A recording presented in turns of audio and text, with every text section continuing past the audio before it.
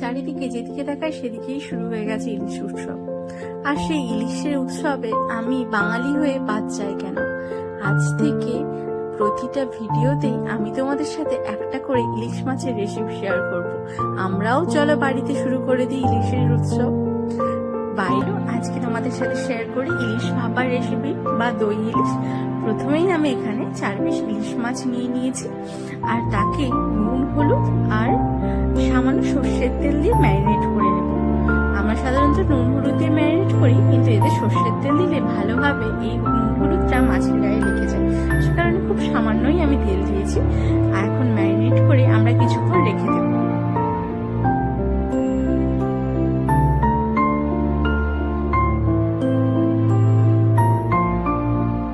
এরপরে বাকি উপকরণগুলো রেডি করে নিই চলুন। এখানে আমি হাফ চামচ কালো সর্ষে আর 1 চামচ মতো সাদা সর্ষে নিয়েছি। সর্ষেটা একটু কম নেওয়াই ভালো, যদি তেতো হয়ে যায় সেই ভয়ে আমি একটু কমই নিয়েছি। তার সাথে নিয়ে নিয়েছি 7-8টা মতো কাজু বাদাম, আর তার সাথে 2টো কাঁচা লঙ্কা। আর এখানে একটু সামান্য নুন অ্যাড করব, যেহেতু সর্ষেটা তেতো হয়ে যেতে পারে সে কারণে সামান্য নুন অ্যাড করে একটা পেস্ট বানিয়ে নেব। আর আমি এখানে 2 চামচ মতো টক দই নিয়ে নিয়েছি, জল ঝরানো, আর টক দইটাকে ভালোভাবে ফেটিয়ে নিচ্ছি। আর আমার এখন দেখুন এখানে মিক্সিতে পেস্ট বানানো হয়ে গেছে।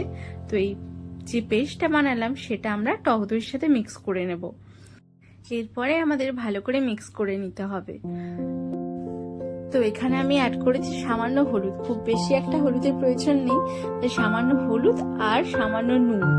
যেহেতু আমরা সর্ষে পেস্ট করার সময় নুন দিয়েছিলাম, নুনটা দেওয়ার আগে একটু ভেবে চিন্তে নুনটা দেবেন যাতে নোনা না হয়ে যায়। আর তার সাথে একটু কাঁচা সর্ষের তেল, যা গন্ধটা আসে না কাঁচা সর্ষের তেল দিলে, সে আর কি বলবো, একবার বানিয়েই দেখবে।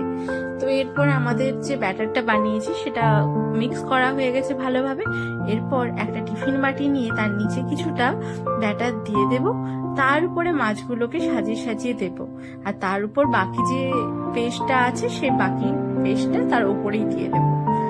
আর মাছগুলো যেহেতু খুব নরম হয় সে কারণে দেখবে যাতে একটু ফাঁকা জায়গা থাকে, তাহলে কিন্তু এই মশলাটা মাছের ভিতরে ভালো করে ঢুকতে পারবে।